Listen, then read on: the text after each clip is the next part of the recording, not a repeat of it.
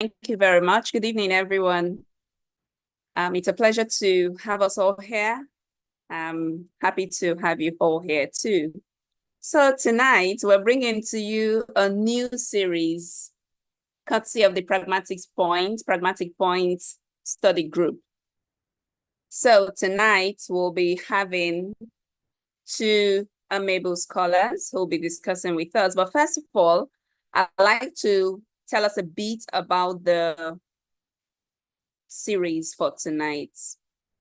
All right, so the reading series, which you have seen us advertise for some time now, is simply a kind of collaborative program.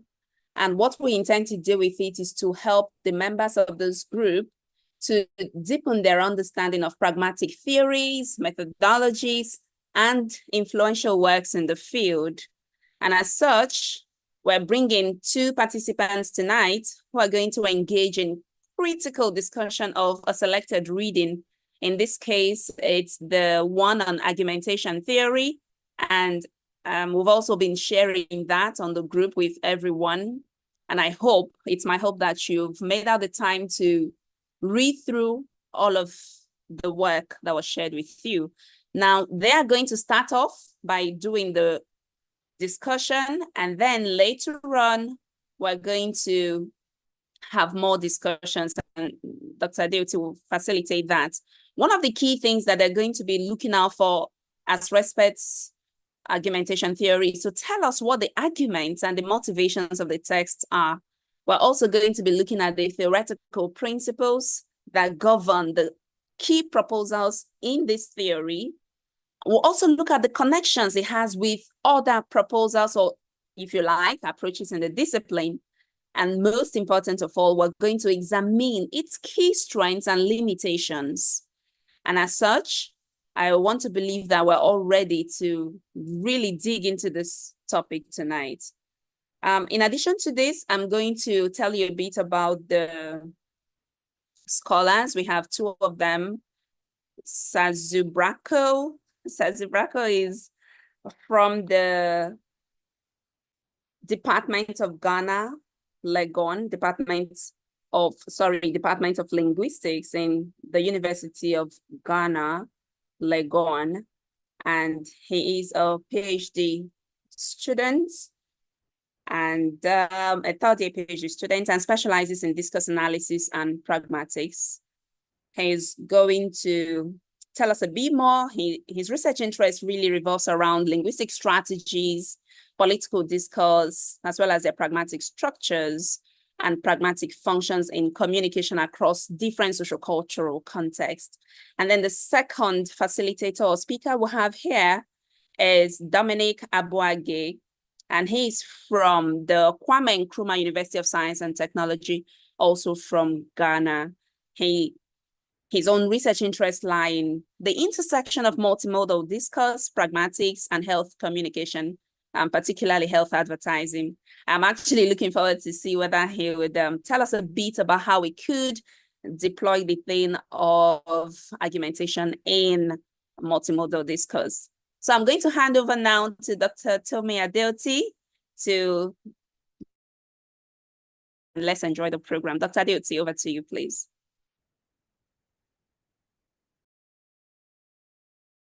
Thank you very much, Dr. Abaogye, for warm this evening. So we are going to get into the discussions without further ado, as Dr. Abaogye has rightly introduced us to what we have to engage this evening.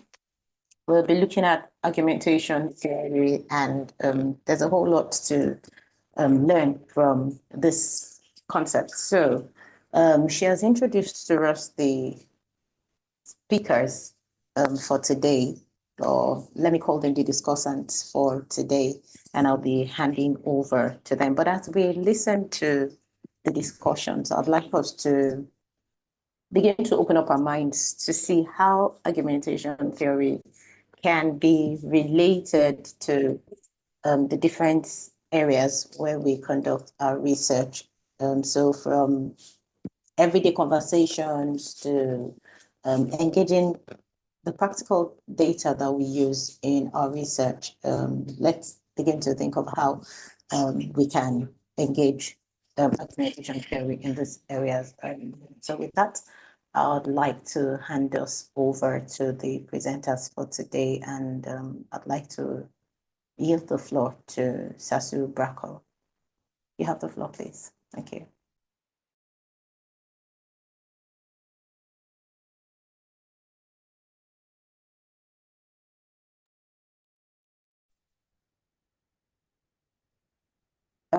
I hope Sasu can hear me.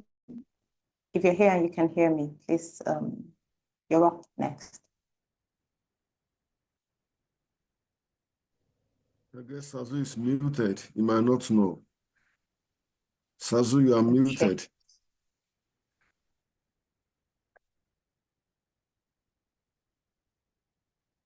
I'll try to leave him a message. I hope he's able to hear.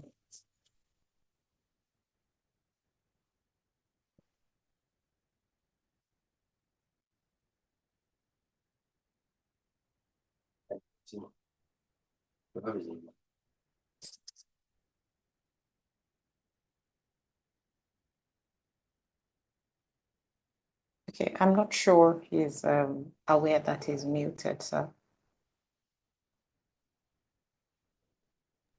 Maybe he's having some. I have just notified him, okay. And yes, I have just notified him. So I guess I did the same. Right now, yeah. Okay, so if it's fine, maybe Dominic can start.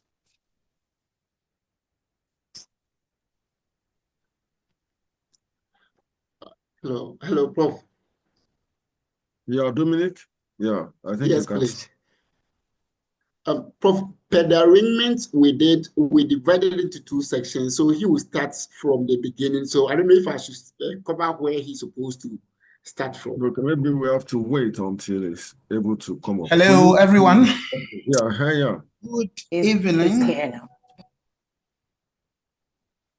Good evening to everyone on call. Please, can someone confirm for me whether I can be heard?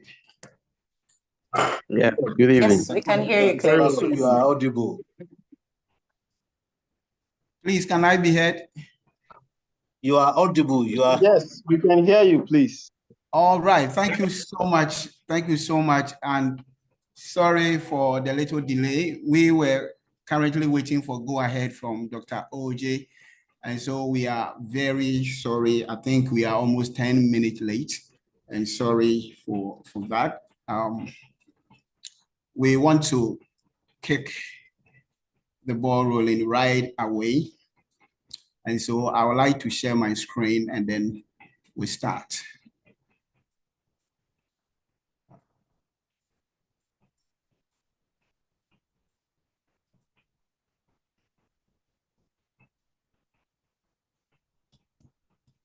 Okay, so thank you very much.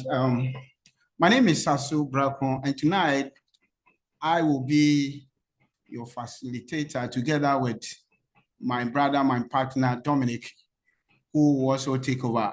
Dominic, if you are on call, can I hear your voice wherever you are? So yes.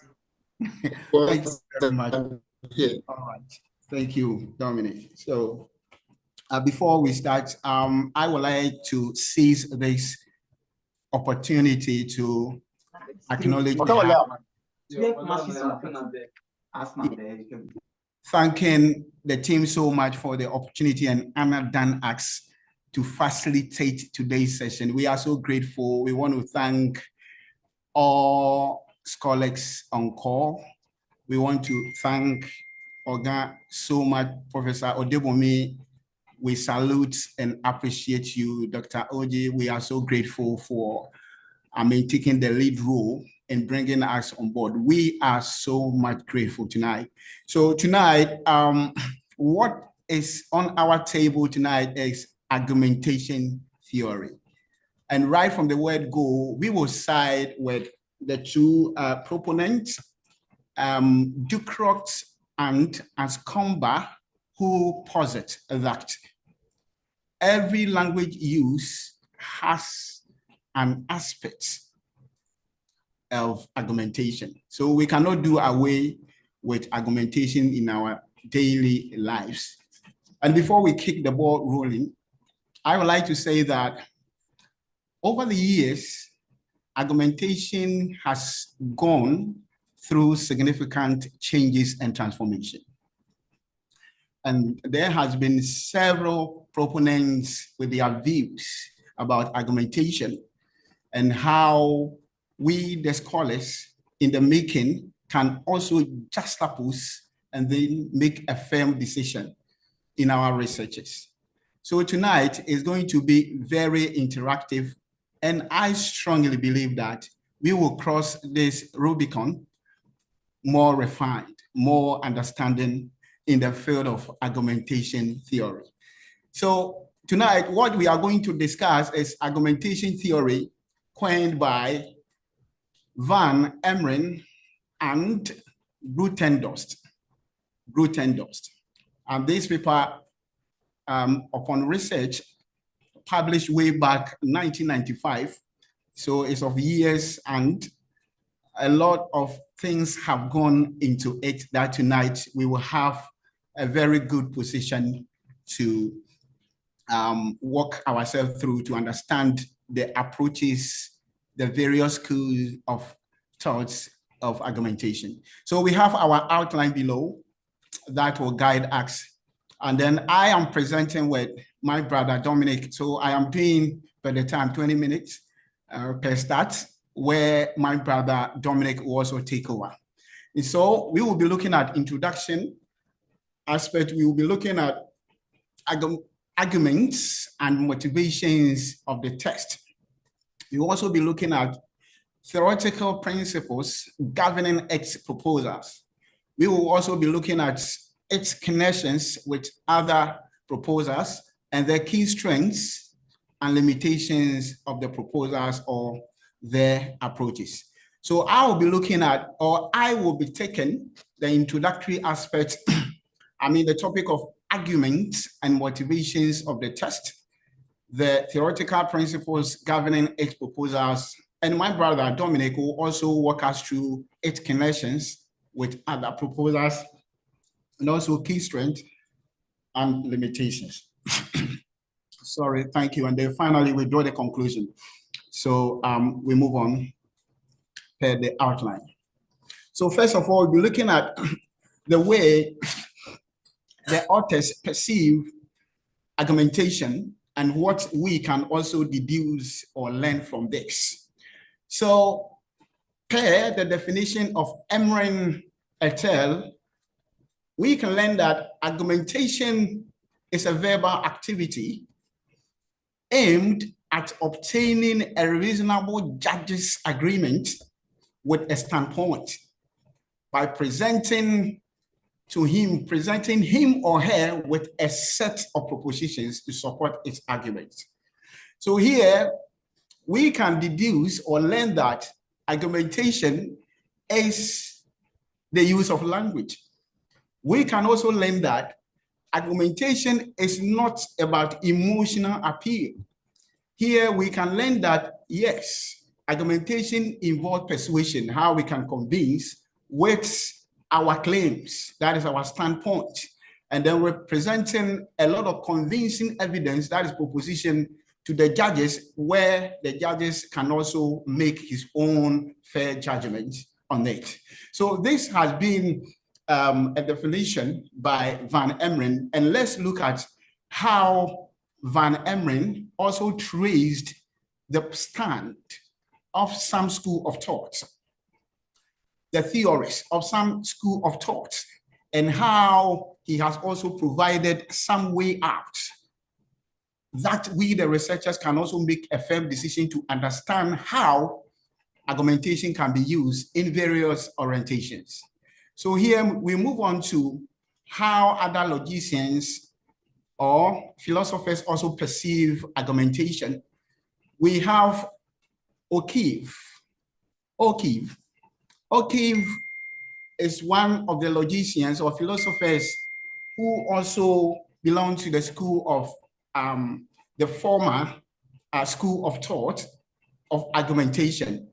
And he also perceived or termed argumentation as argument, and therefore categorized argument in 3 categories that I have termed as RDQ: argument as reason, argument as discussion, and argument as quarrel.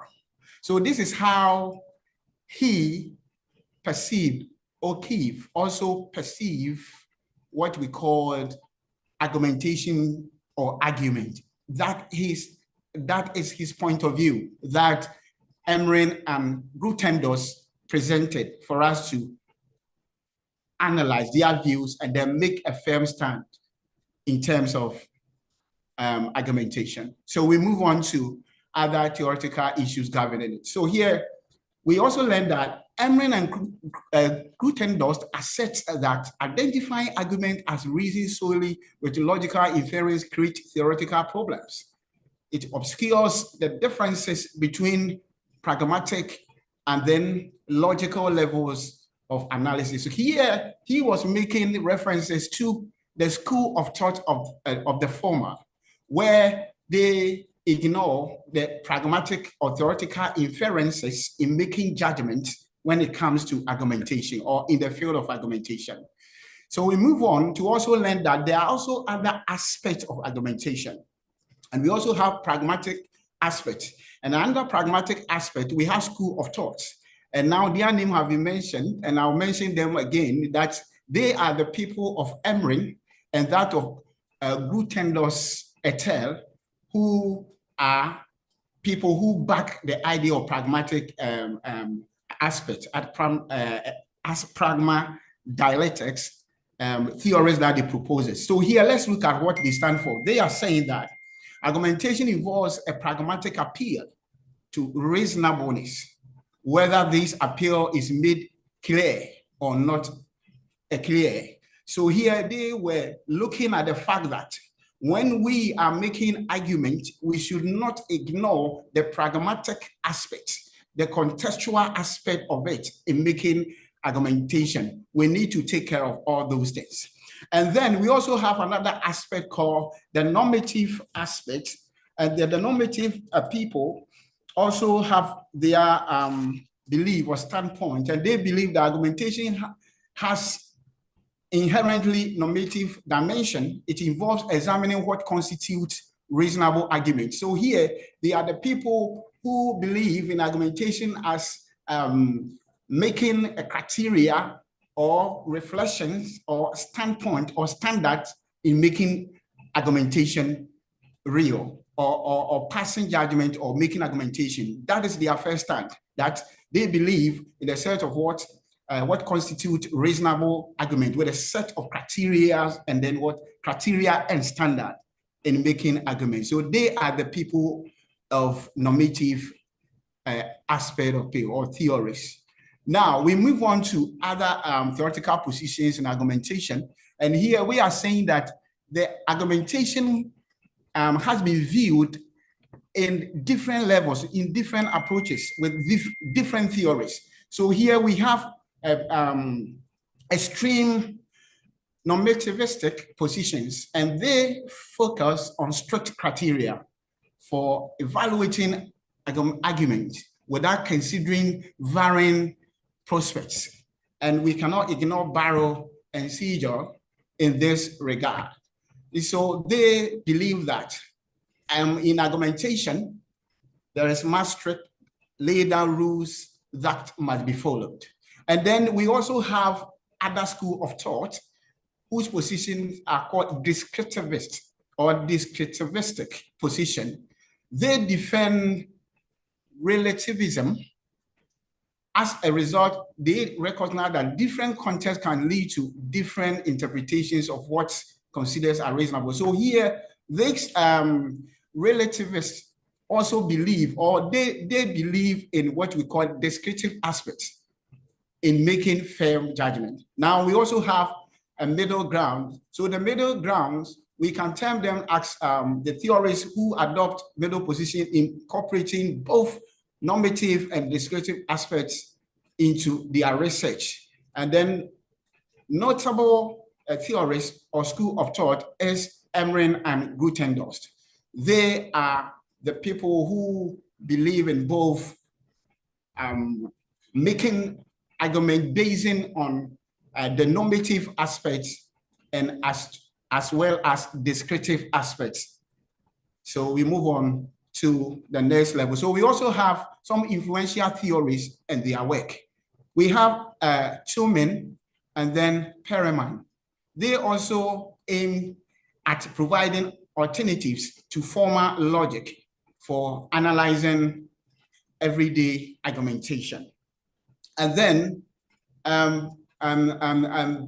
we will proceed to learning more about them, their position, their stand when it comes to argumentation.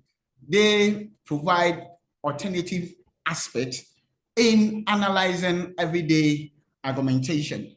And we will be learning more of them when we proceed. We also have limitations of their approaches. There were times that we also tried to provide other alternatives to what we call formal logics, but unfortunately, they couldn't succeed based on bias system in their way of reasoning. And then another limitation of their approaches is what isolated arguments that they consider. They also disregard for pragmatic perspective. So here we want to bring to light things that negate the efforts of Tillman and that of Perelman in their ability to provide alternatives approaches to the formal logic. Now we move on, or we proceed to arguments that were learned or that can be extracted from the text. Arguments extracted from the text and motivations as well. So here we are looking at the claims that the authors made. And the first one that we want to look at it as a key argument, as a matter arising from the text, is the fact that the study of argumentation has moved beyond formal logical approaches to what we call informal approaches. So here we see, or we look at it as the fact that traditional argumentation theory primarily focus on formal logic, emphasizing structured deductive reasoning. However, scholars recognize that their framework was too restrictive to account for their complexities of real-world discourse. As a result, the field expanded to include interdisciplinary perspective, integrating insight from rhetoric, informal logic, and dialectics to better analyze and understand everyday arguments. So this is where we are. Formally, we know the stand of O'Cave and others as argumentation as reason, argumentation as discussion, as argumentation as quarrel, without making inferences to pragmatic point of view. So here we can see clearly that the argumentation has moved beyond formal way of making judgment to what we call informal part that we are. So the point two, we are saying that the formal logic alone is insufficient for analyzing and evaluating everyday argumentation. So this one also emerged in the text. And we learned that formal logics also deals with abstract structures and often fails to capture the nuances of everyday communication, where arguments are not always strictly deductive. Informal logic emerged to address this gap, focusing on the analysis of arguments as they occur in natural language. This approach considers context, purpose, and audience, providing tools to evaluate reason that doesn't fit in the formal logical strategies. So another argument that we can also learn is re-evaluation of rhetoric in argumentation studies, challenging the traditional view that rhetoric is solely about irrational persuasion techniques. So here we learn that historically, rhetoric was sometimes dismissed as merely the act of persuasion and often associated with emotional appeal rather than rational argument. Contemporary studies have re-evaluated this perspective, recognizing that rhetoric encompasses the strategic use of language to construct effective argument. This includes understanding how, that is ethos, moving to Aristotle's point of view, credibility, pathos, emotional appeal, and also logos, contributing to persuasive discourse in that regard. So here we learn that when it comes to a re-evaluation of the rhetoric, re-evaluation of rhetoric in argumentation studies, we see that it challenges the traditional view that rhetoric is solely about irrational persuasion techniques. It goes beyond that field. And then the other point that I want to emphasize, or we extracted from the text, is as an argument is alternative approaches have emerged, including formal dialectics and pragmatic dialectics. So here we also learn that formal dialectics is approach or a models argumentation as a structured dialogue between participants with opposing viewpoints. So it could be opponents or proponents, or antagonist or protagonist. Very good. So it emphasizes the procedural aspects of argument, focusing on the rules governing the exchange to ensure that to ensure that rational solution of differences are merged. So here we are looking at the dialectics, and they are the dialectics that were developed by Van Emeren and Grotendorf. And then it combines insight from pragmatics, that is the study of language use, and dialectics, the acts of dialogue. It presents a normative model for critical discussion aimed at resolving differences of opinion through reasonable argument, outline stages, and then also rules for conducting such discussions, and so on.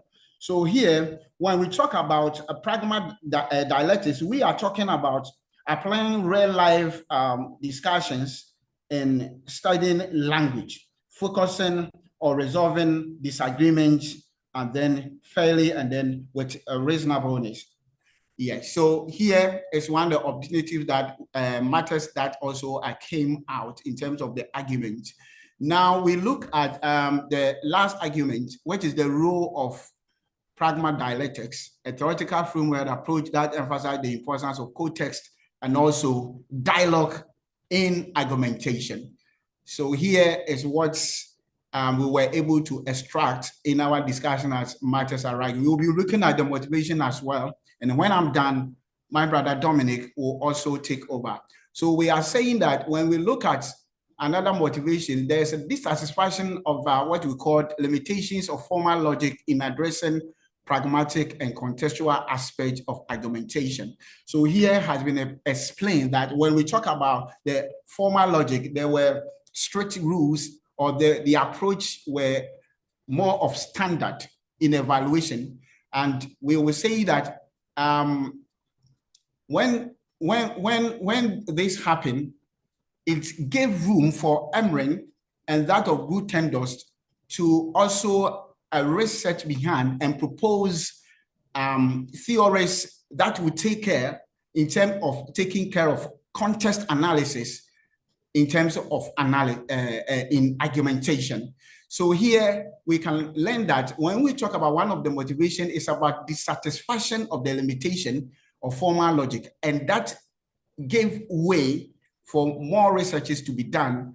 And one of them is what Emmerich also, Emmerich and that of Gutendos proposed as what we call pragmadialectics, which basically based on context analysis or taking a care of context in terms of argumentation. Now, the next point is advancing the field of what's argumentation theory. And this one happens to be where many theories also came into bear that give room. We also learn in terms of re-evaluation, we learn some from Gutendos and that of Nkrumah with their radical argumentativism theory, which also gave room for argument to be done based on taking consideration of what we call understanding the context of one either opponent or understanding the context of two particular people in terms of opponents, where one is supposed to be opponent and then the other one is supposed to be proponent. We also have another one that was said by Gutendos in terms of one being antagonist and protagonist, in the sense that in argumentation, one's supposed to agree upon one's procedure. So improving on this evaluation, they also came out with different tests. And the major one is what Emmerich and that of Gutendos also came to bear as pragmatic dialectics in terms of communication, which gives room to context analysis in real life situations. So another theoretical principles or proposal that we can also look at is the formal dialectic. I've made mention about it, which believes in a standard or strict rules. And we also have the pragmadialectics. I've also told more light about it with part of the Emmerich and that of Gutendos position, who gives room in analyzing a text based on context. And then we also have the informal logic. And I've also making some proposition about the radical argumentativism stand, where we have proponents and then we have opponents, where we have two interlocutors as antagonists and protagonists in the form of argumentation. Great. And then we also have other theories like problematology and that of natural logic. To throw more light to it, when it comes to the formal dialectics, then we have proponents like the Bar and Crab, who also established a formal procedure for assessing whether a given standpoint can be defended based on certain assumptions. And then we also have another primary point that reason should be viewed as a dialogue between a proponent and an opponent. I've made mention about that, where both parties attempt to find out whether this position can be successfully defended against a critical attacks. And then we also have another point which emphasizes practical communication strategies over purely logical strategies. And then we also have, when it comes to the pragmadialectics, we also have Van Emmerich and Gutendos, as I have mentioned, who introduced discussion procedures that also serve as a guideline for resolving differences of opinion. I think, differences of opinion, giving room to context base. Then I think the same informal dialectics, we have thrown more light about this approach by Blair and Johnson, who also proposes 3 key criteria for evaluating arguments. And they were saying that in passing a judgment, the point must be relevance, sufficiency, and acceptability must be taken into consideration. And under this, when it comes to the relevance, we are saying that, or he is saying, proposing that the premises must be adequately related to the conclusion. And then when it comes to the sufficiency, looking at enough evidence to support the conclusion and acceptability of that standpoint, the premises must be true, probably, or otherwise reliable. So we look at the radical one, as I've mentioned, by Ducrot and Ascomba. Here, the theory posits that every form of language contains an argumentation aspect, suggesting that discourse inherently involves dialogue in every, even implicitly. So here they were proposing that in every communication that we make, we are suggesting something. And that has been part of us as argument. Example, the concept of polyphony that is influenced by Bakhtinian influence highlights how multiple voices or viewpoints are embedded in a single standpoint, shaping argumentative meaning. So here, talking about the various voices that appear in communication or in propositions that we use to make a very fair judgment in terms of a polyphonic point of view. And so looking at focusing on how meaning is shaped through argumentation with language, this theory also bridges linguistics and then philosophical a gap, or the gap of philosophy. And then we also look at the problematology, as I mentioned by Mayer, and also emphasizes on questioning and problematizing rather than seeking conclusion. So here, the framework states clearly that when there are arguments between two opponents or interlocutors, there is something called questioning and what we call problematizing. And here, the two of them has the right to engage in a fair communication, and one cannot obtain conclusion and answers offhand as is always done in the former logic, but always the conclusion one can seek conclusion or answers. It will basically base on the argument that they attempt to engage in. For example, in a debate about a claim change, Pragmatic allows for exploration of the complexities of policy decisions rather than demanding conclusions. So here, every opponent or the interlocutors in the communication has equal way of expressing themselves, and then decisions are not determined solely by one person, but based on the argument. This approach reflects a shift away from formal logic towards practical reason suited for real life context. And then we also have the natural logic. Sorry to break in, Sasu. You've spent 30 minutes already. So right. I'd just like to mention that. I want to hand over. Thank you so much about the natural logic. We have the proponents like the Grice who also argue for what you call the rules for everyday discourse. And then we also have what you call the Habermas influence. And Habermas influence also incorporating what you call the speech art theory into our day communication that we should emphasize. So on that note, I will give room to Dominic to also continue from the connections with other proposals. Thank you so much. Dominic, you can take over. All right, thank you, Mr. Sasu. So can I share my slides or okay? Since we have, so let me. Can you continue from where I am, or I should want share for you to share? Okay. I should stop sharing, right? Yeah, you stop and let me try quickly to say. I won't spend a lot of time. I'll be very brief. Okay, that's fine.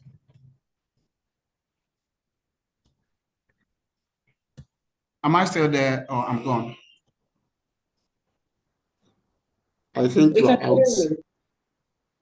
Your slide is off. Okay. But you can hear you. Yes. Okay, so it's do I have my slides shown there? Okay, the slides are on now. Okay, Your thank slides you are very showing much. now. They are, please.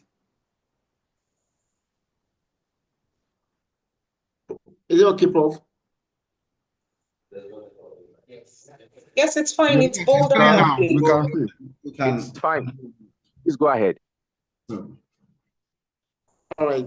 Thank you very much, Mr. Sasu, and thank you all senior colleagues. So at this juncture, I will take it from the point, that's the connection with other proposals or approaches. My brother has done a good job as we try to discuss together. So with the connections, what we intend to look out for is to look at the connections, the links between the other proposals in the text. And so we'll look at formal dialectics and then pragma dialectics. So what is basically the commonality or the connection between the two of them? We see that they both share general objectives of dialectics because they are all coming from the background of dialectics. Just that the change of the name will bring about a difference in orientation. And so formal dialectics focuses on the production of rules for rational arguments, and then pragma dialectics focuses on rules for critical discussion that intend to resolve a difference of opinion.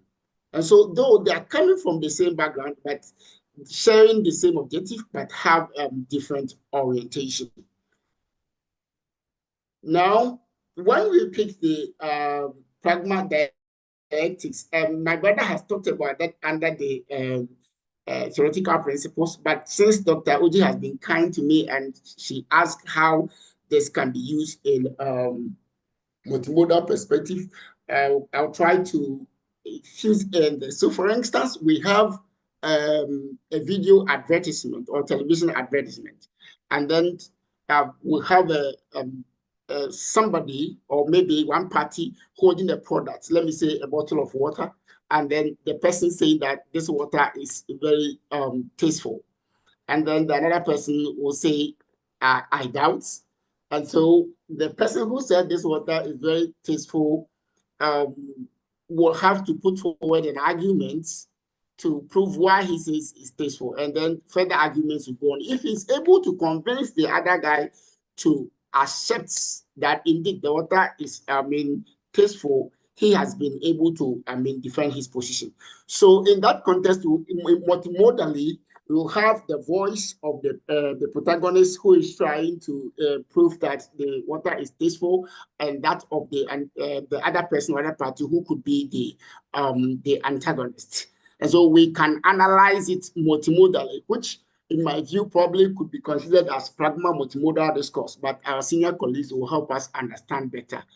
Thank you with this, Dr. Oji. And the next was also the informal logic and pragma dialectics.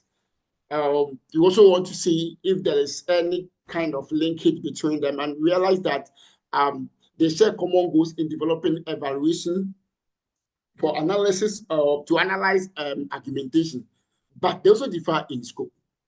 They share that common goal because the informal logic has certain criteria for analysis, which involve the three main criteria proposed. And then that of pragma dialectics also has certain criteria, although it makes use of both normative aspect and then also a pragmatic aspect, but it also has certain procedures based on which argument take place. However, it is observed that they have different, scope. Sorry. They have different scope. That is, informal logic focuses on relationship between the premises and then conclusion. But pragma dialectics takes a broader view of critical discussions at resolving difference of opinion. The informal logic here, because of the three main criteria for analysis, Johnson and Blaise said that for the premise of conclusion to be fulfilled, they have to, pass the three basic criteria, which was mentioned earlier by my brother in his presentation. But pragma dialectics goes beyond that by giving opportunity to the interlocutors to come in with different perspectives. It gives them the opportunity to,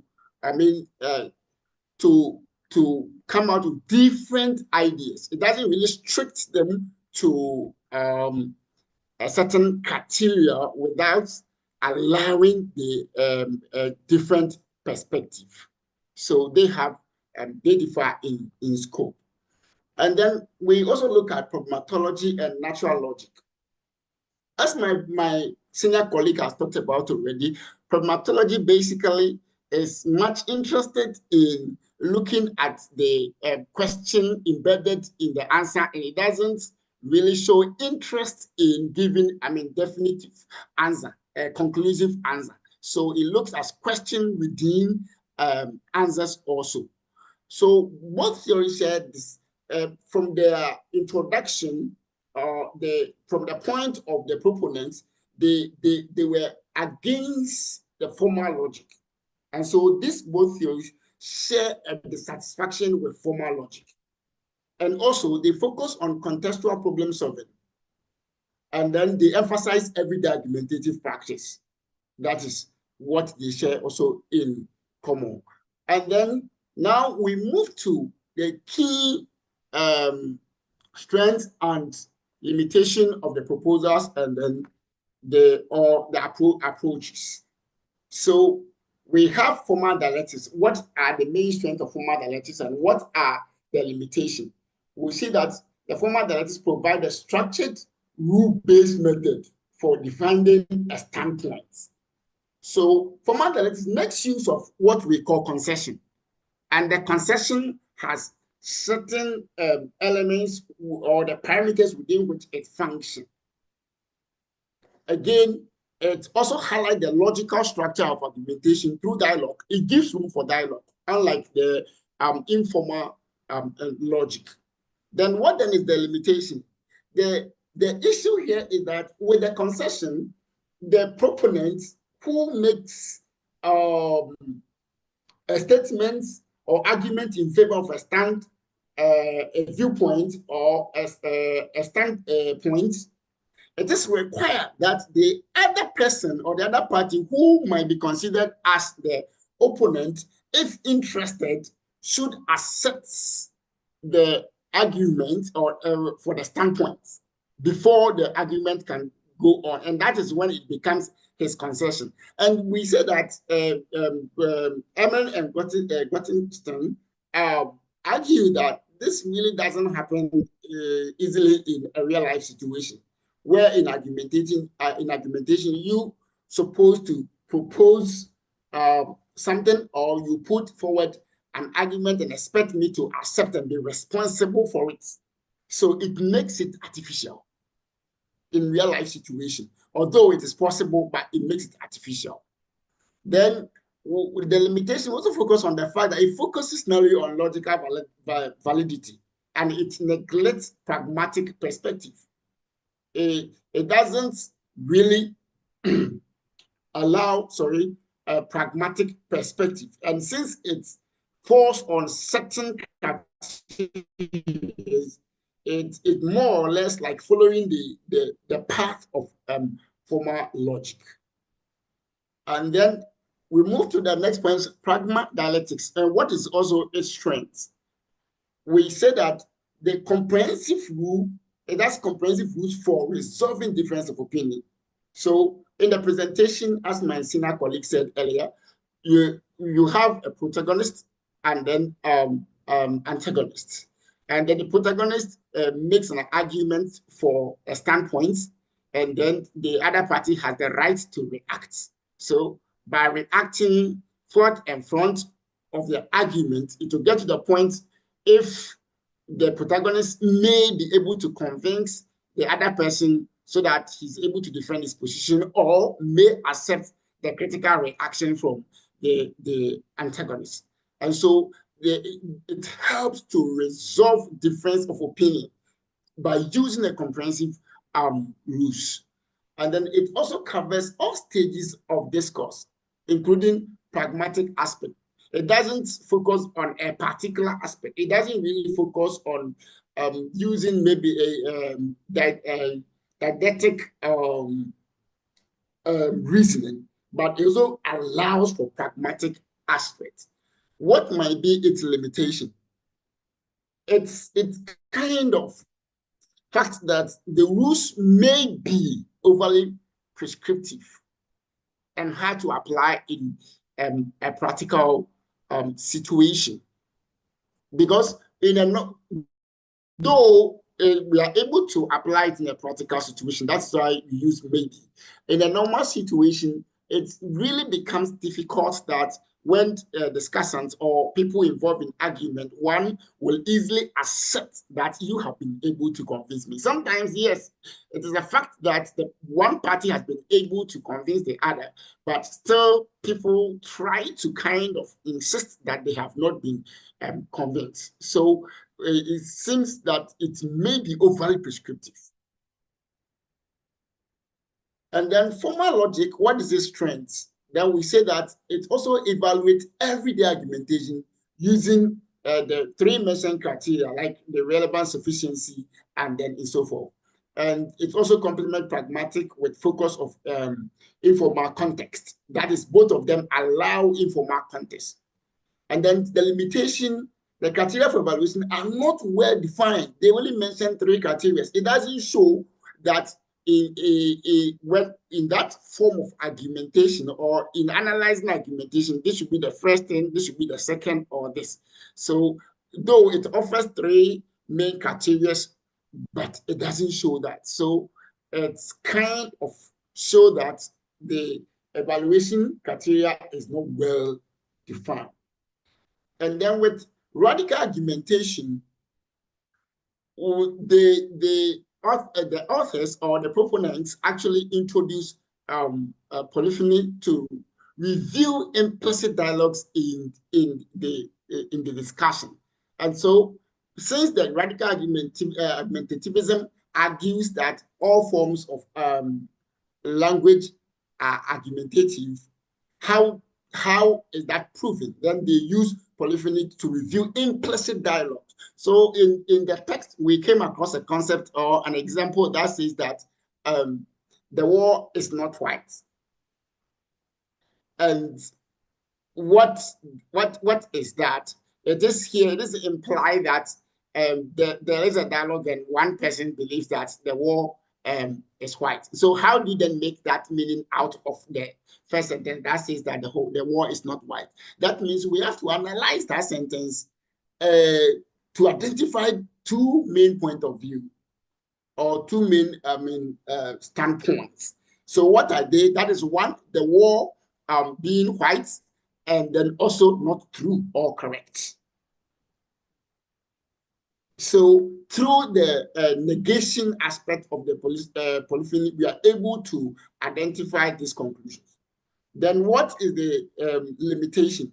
Over generalizes by claiming all language is, argumentative. That sounds quite awkward because we've not been, scholars have not been able to analyze all forms of language to be able to tell that indeed all forms of languages, though they have data to prove that there is implicit kind of, dialogue, or there is explicit, but were they able to examine or analyze all forms of language, and which is also not possible. So it seems that there's overgeneralization to claim that all language is, argumentative. So that is perceived to be a limitation. And it also neglects normative aspects of argumentation. Unlike that of pragma, dialectics that considered both normative and then descriptive aspects and other contextual aspects. It neglects, it just only focuses on linguistic aspect by using the argumentative operators and then connectors. So that's a form of, limitation. Then the other approach is when you carefully go through the paper, Emerald and Gottinstone said that the other forms are limited in scope. So we didn't want to spend much time over there, because if you look at it, you see that they didn't expand it very well, but they only give you the idea to understand what is it. So pragmatology focuses on contextual problem solving rather than formal answers, and then natural logic exposes everyday argumentative logic without systems. So what then are the key takeaways based on the just ended presentation? And so we find that the argumentation is a balance between logical reasoning and then other contextual form of communication. And then modern research also integrates normative rules and then descriptive aspects. And also there's continual evolution. Continual evolution is needed to address both theoretical and then other practical challenges. Like I said earlier, I didn't want to spend a lot of time, so this is a quick summary of what we were able to look at. Thank you so much, Prof. and senior colleagues. Thank you very much, Messrs. Dominic and Sasu, for taking your time to take us through this rich presentation. I'm sure that you'd all agree with me that it has been an enriching session. It's so enriching that it goes beyond just what we have in the paper to cover other key aspects of argumentation theory, and there's a lot to learn. I like the fact that Dominic mentioned that when we get the paper, we can read and internalize it more, because we've had a lot of information this evening. So without further ado, we'd like to go into the general application of the argumentation theory. Now, from what we have heard, there are various approaches to the concept of argumentation theory. So from pragma dialect to the formal dialectics to the informal dialectics to the problematology and the rest of them, there's a whole lot that we have to deal with. However, for the sake of focus, I'd like us to consider pragma-rhetorics. For focus, yes, and again, because it's more relevant to what we do here as scholars in the field of pragmatics. So I'd like us to just take a few minutes to look at a couple of things in pragma-rhetorics and then see how we can maybe apply it to one example. If we have the time, I guess we should, and then we can take it from there. So some key issues in pragma-rhetorics, I think there's a process or a procedure when pragma-rhetorics, pragma dialectics, I beg your pardon, is being considered, and the 4 steps or approaches would be externalization, functionalization, socialization, and then the dialectification of the object of study. Now, we'd realize that for these, to start with the externalization, this has to do with what is actually said by the speaker, the actual speaker, in terms of speech acts, whether it's explicit or implicit. And here, the speaker is held accountable or held responsible for what has been said, as against mere speculations. This would probably be one of the strong points of Pragma dialectics against the other ones because it is context-based, if we can say that. It pays more attention to context as against the other ones that do not necessarily give a lot of credence context of use in the argumentation. So that has to do with the externalization. That's the starting point of the argument. And then we have the functionalization. Here, the argument is considered to be an ongoing verbal process, and it is closely related or closely bound to its context. So there's a context, and then there's a close connection between what is ongoing, what is being said, to the context. And it also relates to the purpose. So what is the purpose of the argument? Why are the argumentative utterances being performed? Excuse me, please. What's the intent behind the performance of the argumentative utterances?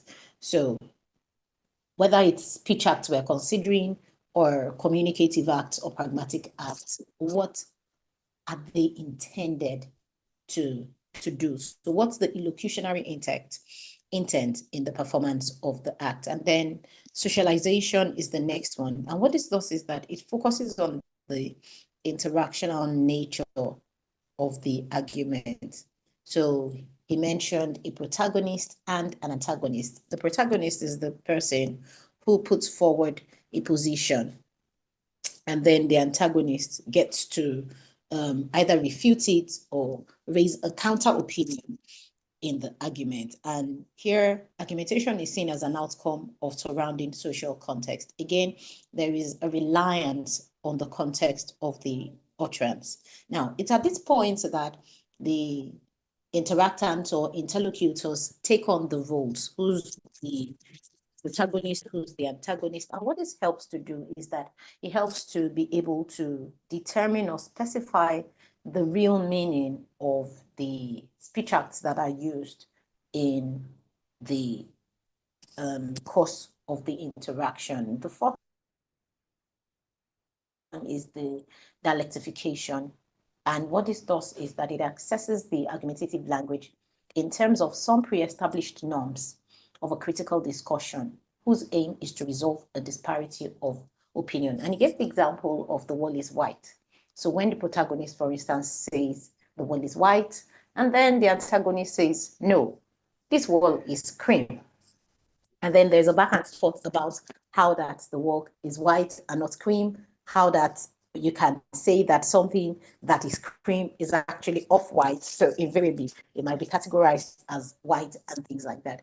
And I think that is what happened at the dialectification stage. Also, we have the stages in dealing with the pragma dialectics, and we have the confrontation stage, we have the opening where, like I mentioned before, the rules are assumed.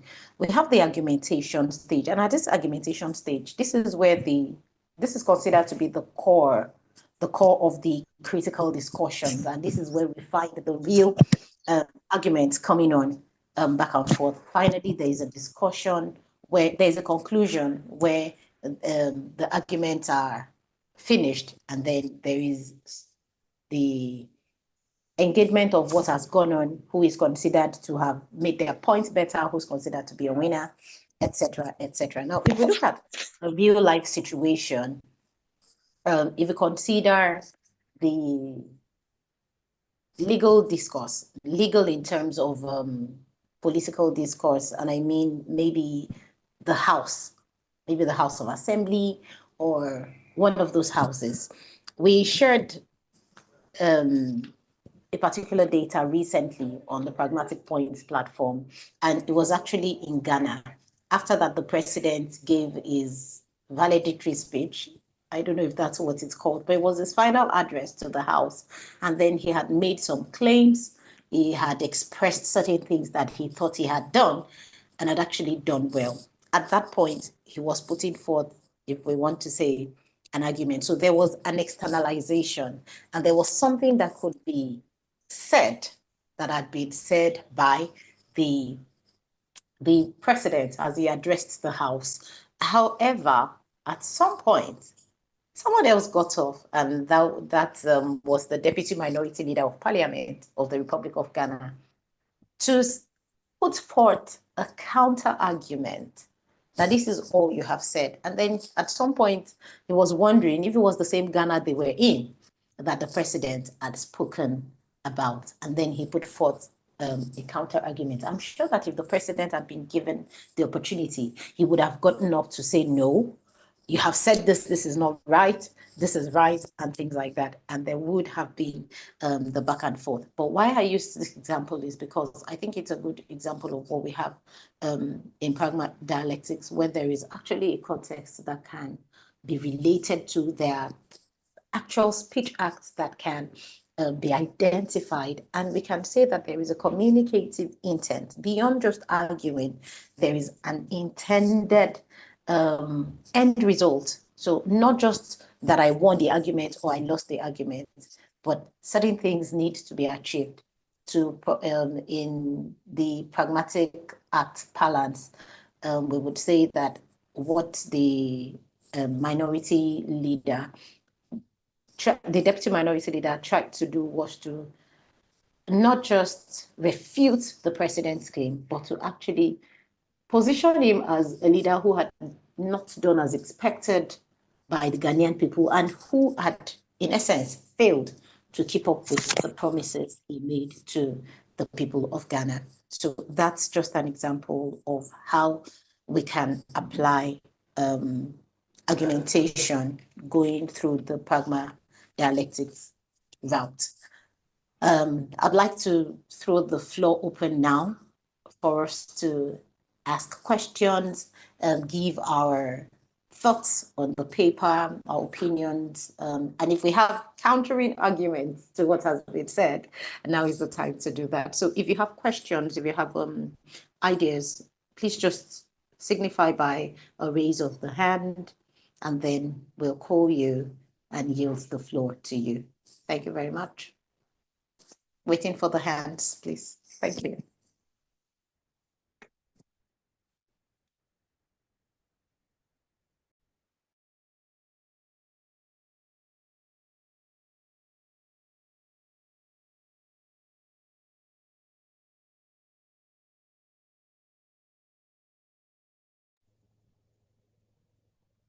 Okay. Tommy, can I say something here? Yes, Prof. Thank you, sir. Please go ahead, sir. All right. Well, I didn't want to talk, but since no one is talking, I think we shouldn't allow the space to be wasted. Well, one thing I think we might also be interested in, based on these very brilliant presentations by these brilliant Ghanaian scholars who we are very proud to associate with, is the fact of where do we find this in use? Where could we use the knowledge? And of course, here we should be talking about the genre. For example, you just talk about political discourse, parliamentary debate is one area where the theory could be applied. And of course, in all interview sessions, if you go to media interviews, particularly those that you have on TV or on radio, we have this forth and back. So this theory will serve as a very good theoretical entry for such data set if you have them. Another one is even the normal everyday interaction that we have, where someone has to come up with a position and someone else has to agree or disagree, with what someone has said. All of these are different areas we could apply the theory. So that's just to bring that in and just to fill in the gap of the silence I can see Professor Falike's hand up, so I stop. So you can continue, Tommy, from here. Thank you. Thank you very much for yes, please, Professor Falike, if you'd like to please ask your questions or give your contributions, ma'am. Okay, if she cannot hear me, Dr. Akintela, you have the floor, please. If you can hear me. Hello. Hello. Is talking, yeah. A very Hello, good evening. can someone hear me, please? Yes, yeah, I can hear you. I can hear you. Hello. Except that I can hear you, please. Please, can you respond if you can hear me? Yes, I'm doing that. I'm doing that. Good evening to my senior colleagues. I can see Professor Babatunde. Yes, please. Please go on, ma'am. Yes, I'm on the floor already. I want to thank Professor Debumi for bringing this enchanting program to us in Ghana. We are very much thankful for your dynamic leadership. I also want to register my appreciation to the two presenters for the bold steps taken in this presentation. They were succinctly presented. I have few questions. What I wanted to actually say, Professor Debumi had mentioned it, so I need not to go into it again. I want to ask the two presenters, because they kept on mentioning protagonists and antagonists. And whenever they mentioned it, was like I was in the literary world. And I want to ask, since in Pragmatics is always interested in participants, and this theory is coming in at this time, can we say that protagonists and antagonists could be pushed to be participants in discourse when it comes to pragmatic sense? Is it possible for us to push them into participants, saying that they are participants, instead of using terms in literary? That is one. And then I want to find out from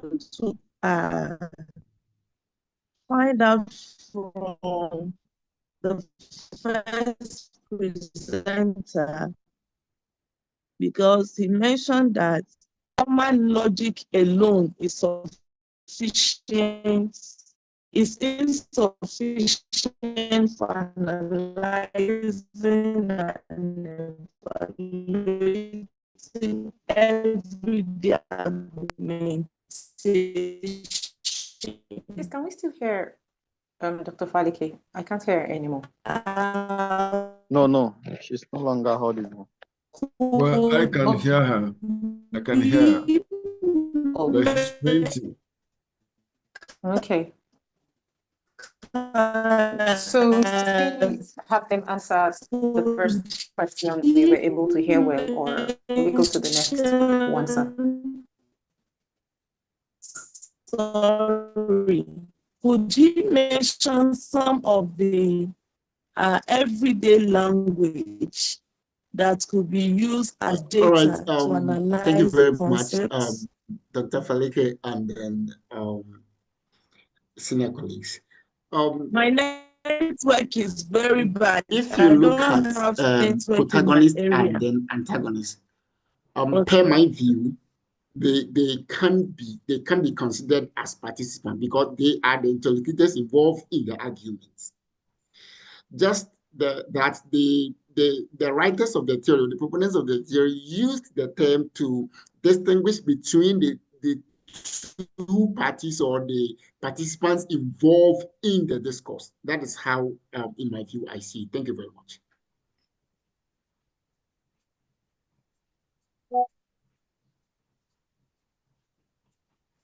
All right, thank you very much, Brako, for answering that question. I didn't hear the second question, so I don't know if you did hear it.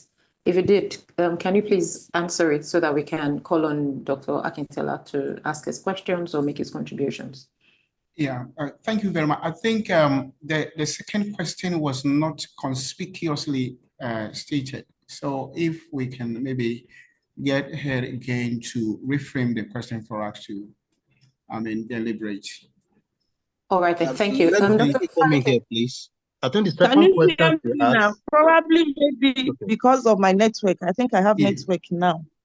Yes, we lost you for a while. Okay, yeah, if you just ask the second question. The question was that, will it be appropriate to refer to protagonists and antagonists as participants in pragmatics when it comes to the pragmatics dialectics, instead of using the word protagonist, antagonist?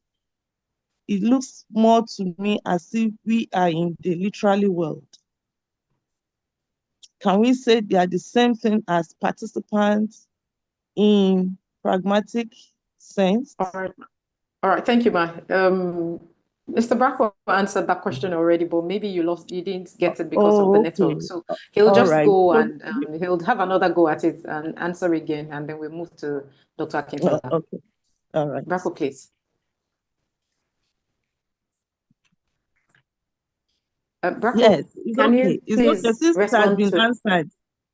Since it has been answered, it's okay. We can go on because of time. All right, Ma. But he actually said that they are actually terms used for the participants. However, the proponent of that particular approach decided to use those terms to distinguish between who is putting forth an argument and who is raising counter arguments. So they are simply roles for the participants in the argumentation process, ma'am. All right. Well noted. Yes, ma'am. Thank you. All right. Thank you, ma'am. Dr. Akintela, please. Yeah, thank you very much, Dr. Abaogye. I want to say thank you to our Oga for facilitating this and say congratulations to the presenters. You've done a wonderful job. I just wanted to ask a question, which is not directly related to the presentation, but possibly tangentially related to it.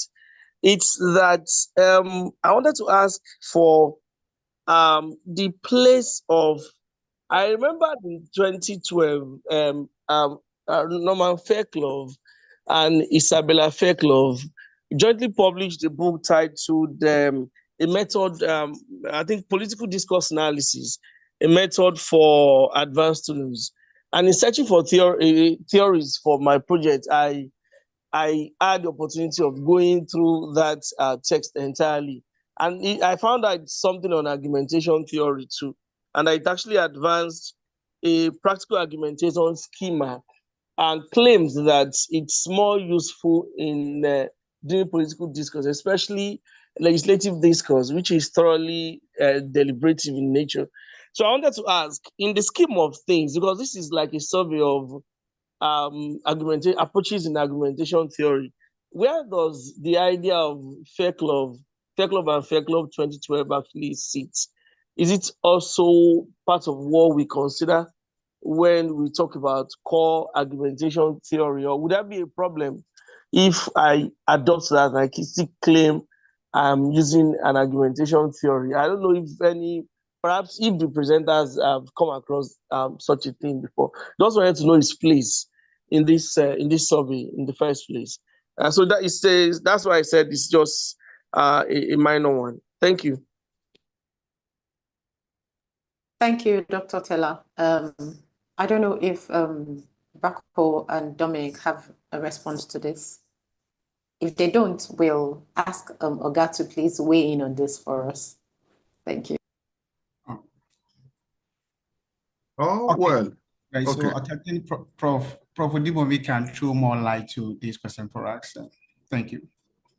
Well, one thing that we have to note, well, I'm very happy my bosses are also here. Professor Babatunde is here, but I know Oga will want us to keep arguing until everybody's tired. But let me say something about theorizing. You know, when you theorize, sometimes you do it independently of another person's conception. And so sometimes two people think about the same concept at the same time without seeing each other. And so it's possible that one comes before the other one, but it's about the same thing. And that's why even when theories don't meet, they may have related ideas, but they will not use the same language. And, you know, that's more or less what happens in this case, Akintela. You know, someone came up with an idea, and it's already there. It's there in the brain, and it's now coming to the limelight. Someone else is also thinking about it. That's one possibility. But, you know, because they have different cognitive, social, and academic orientations, they come up with different terminologies. That's one. The other one is that sometimes one comes out before the other one, and then the other person that is developing the newer version might learn from the existing one and modify it. In this case, we can talk about the two that you are talking about. And here we can see that they are related conceptually, but they have their areas of similarities, and again, because of their different orientations.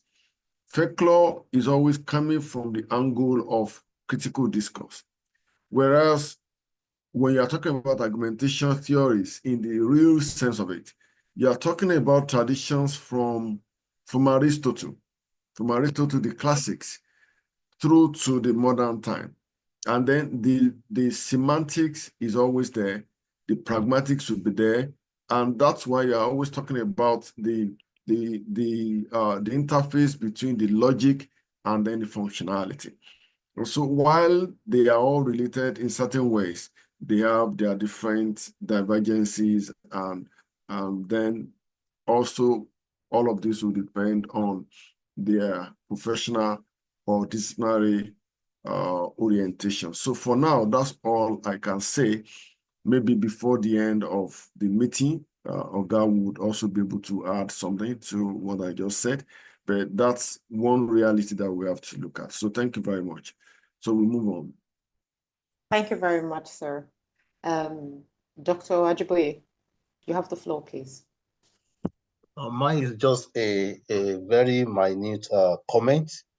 Is about the Ducrot's radical approach to argumentation. That's also very useful in pragmatics as well. In fact, I have seen some people who recently use it, especially the former pragmaticians. They can also use it. It's also a pragmatic theory that could be used, and it could be used for written text, especially commentaries and several written texts. They has also been used as form of that particular analysis or theoretical operation that could be used. So for informal linguistics, formal pragmatics also, Ducrot idea could also be used as well. Then also in the, Professor Faleke also raised a particular issue before that, where can we use it, especially in the everyday language? I'd also find it very useful in conflict discourse, which sometimes they usually call argumentative discourse. So we can also use argumentation theory in those areas where we have premise and we have several back and forths before we come to the conclusion, as the presenters have rightly given us a kind of GSP for argumentative discourse. Thank you. All right. Thank you very much, Dr. Ajiboye, for your insight as regards the application of these theories. while we were talking about the applications and where we can use them, I know Professor Debumi mentioned a couple of areas. I just remembered that there was a Chelsea-Man City match today, and I have been hearing arguments back and forth about what is what and what is not. Now, this is an example of everyday use of argumentation. And then I think that also in the mainstream legal discourse, in courtrooms, for instance, we have argumentation happening all the time. So these are other areas, political debates, Prof mentioned the media. We have argumentation in these places as well. So yes, these are other examples of places where we can apply argumentation to data. I saw a paper where argumentation was also applied to data that had to do with students' debate, student interactions. It had to do with debate. This is another example. So if we have other ideas as by examples, let's indicate, and then we can give our thoughts on it. Now we move to comments on the presentations. I want to believe that we have taken questions from everyone who indicated. Thank you, everyone. We'd like to take comments on the presentations. So professors and colleagues from Ghana, you go first. If there is anybody who has comments, professors and colleagues from Ghana, please indicate by raise of your hand. After them, we'll take professors and colleagues from Cameroon. Then we'll go to professors and colleagues from Kenya, and then professors and colleagues from Nigeria before we then throw it open to any other person who is interested. So please indicate by a raise of the hand, and then we can identify you and you can give us your comments. Thank you.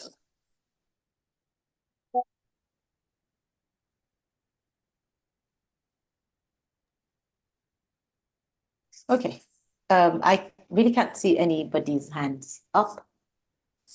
So I want to believe that we don't have further comments on the presentations.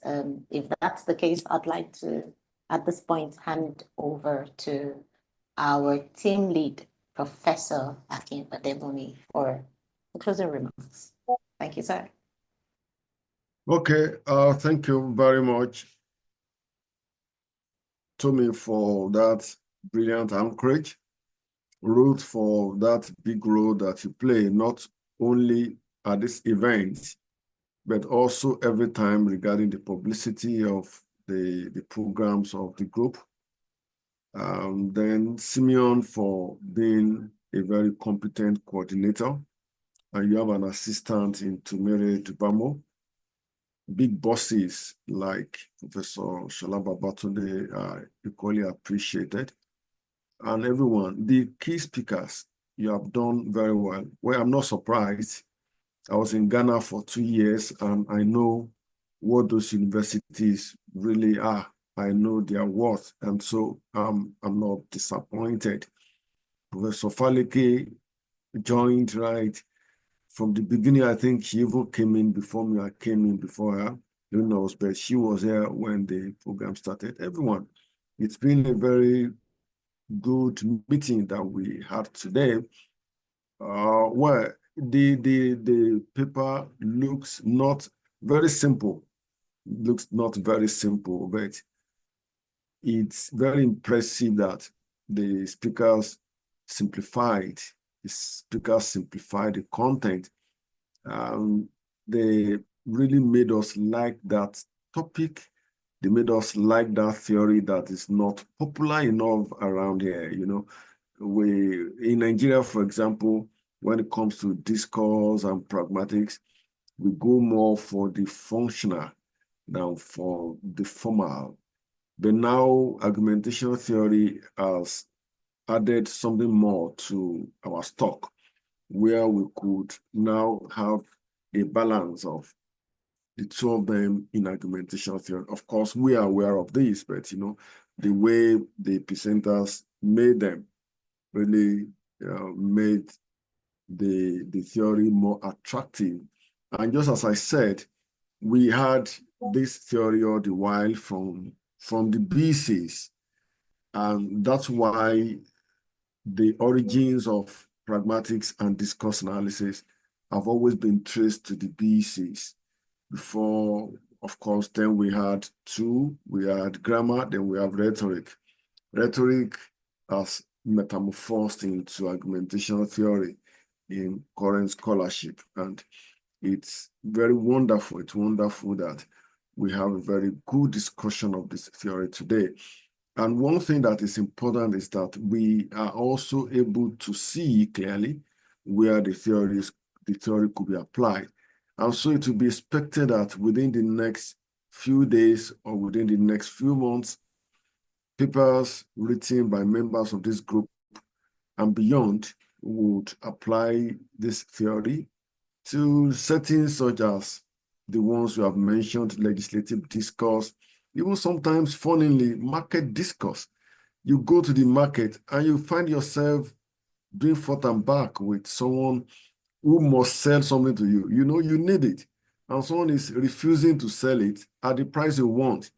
You do a lot of arguing, and in the long run, you get it. You know, these are some of the very, very marked aspects of our discipline. You get data that do not really look common, but you know some of the common ones will be the legislative discourse, the legal discourse, but even Simeon talked about conflict discourse, which is an area where we have a lot of arguing, a lot of forth and back, and someone is trying to be right, the other one is trying to say you are not right, and so forth. You know, we see features of all of this in all these discourses. So in all, I would say it's really been very, very fine today. I can say I enjoyed myself. I really, really enjoyed myself. And I don't know if others did, but I actually did enjoy myself. So thank you very much for that, for making this outing a very successful one. In the next 1 month, the group will come up again with another subject matter for another meeting.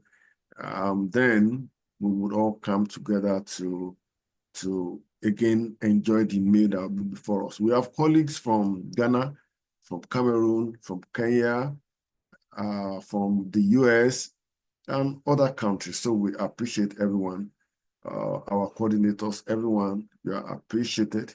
On this note, I pass it to Simeon to say the final thanks, and then we close the meeting for today. Thank you very much.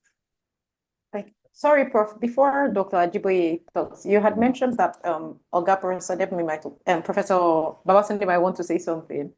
Yeah, it's okay. Well, I thought Oga even left. I was going to ask him to say something. Well, Professor Babatunde, sir, please, would you like to add anything?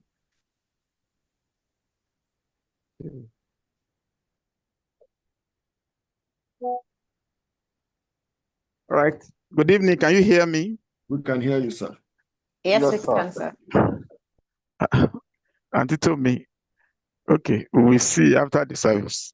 Good evening, sir. Yeah. I thought I was sending something secretly to you. I didn't ask you to. Okay. I also want to sincerely join others in appreciating the entire package. Kudos to the two lead discussants and all the organization that has got into this. It's been a learning session for me, and so I'm delighted to be part of it.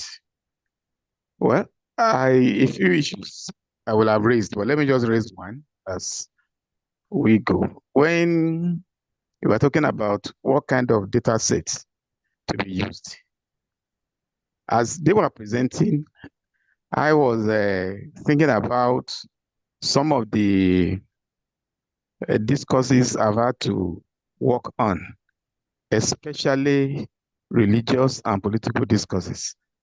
And I was actually looking out.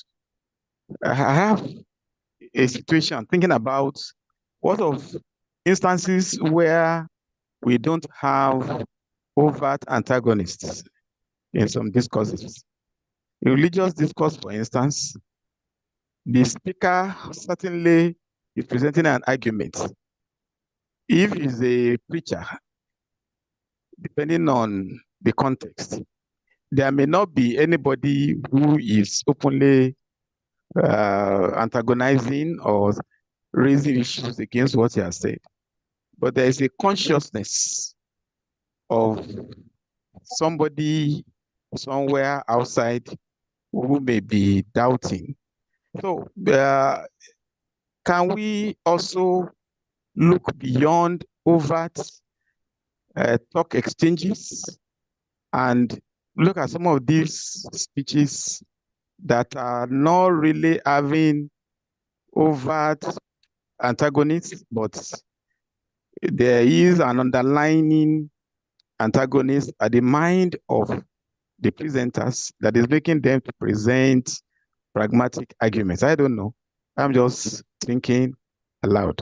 So, because like Professor Debumi was talking about it the other time, when issues of theory come up, I would not want to just stay within what the proposers, the proponents of those theories have said. I want to think outside of the box and see what other overlaps, relevancies are available actually in knowledge. Because at the end of the day, maybe many of the things we have around are repackaging, remodeling, updating, and error there. So I want us to think outside of the box and not just limit ourselves. What has been said, we can raise other arguments to maybe debunk some of the positions, especially again when we are looking at cultural differences, where some things are allowed, some are not allowed, and all these things have to do with discourses here and there.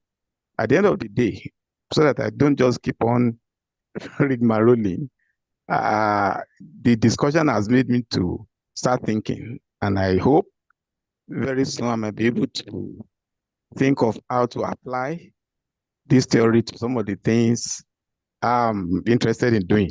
Especially, I want to argue that can't we also use it for data sets that do not have overt antagonists?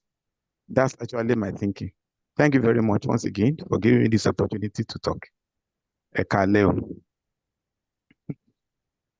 Well, maybe I have to say something because since Oga has done what we wanted, although sometimes you really can't say your boss must say something. But Tomi has that charm. Where did you get the charm from? Who knows? But we are very happy Oga has been able to make this very significant contribution. And honestly, I agree with you, sir, that well, sometimes there is the antagonist, even when the antagonist can't be seen. That is when we are talking about the views and then the counter views. Yes. You have an idea that someone might have a different opinion. And so in talking, you are already trying to handle, you are mindful of that counter opinion. And that's why I think one of the theorists of argumentation theory only took it too far when he or she said that there is an argument in every use of language. You know, precisely that's what you have said, sir. Argument in every use of language. Even when I'm talking, even when the preacher is preaching, the arguments are there.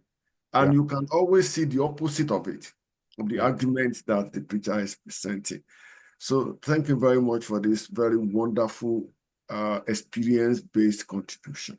So I think we can move on conveniently to the next. Thank you very much, sir. Yes, sir. Thank you very much, sir. So Tomi, over to you and then over to Simeon. All right. Thank you very much, Professor Debumi, and a big thank you to Professor Babatunde for obliging us and giving us his thoughts on that. Dr. Ajiboye, you have the floor, please, as you close this for us. Thank you. All right. Thank you, Ogas. Thank you, Oga. Thank you, the professors in the house. Thank you, the presenters, the moderators of the program. We thank God for yet another time, another enriching time, illuminating time to learn from the argumentative discourse today and the theory that attached to it. We bless that. We pray that come next month, we are going to meet. Till that time, may the Lord keep and preserve us all. Amen. I forgot to mention that James was able to join this meeting. And James he did and not Sunday. join the Sunday meeting. He recorded the meeting. Oh, wow. And then made it available to the whole world through YouTube simultaneously. You know, the same time the program is going on. So he has sent the link to us. The link has been shared on the PragmaticPoint platform. And so this program can be watched live through that link shared with us. So James, thank you very much. So good night to everyone. Thank you, Dr. James. Next month by the grace Thank you very much, bro. Thank you very much. Thank you, sir. Yes. Thank you. We are so much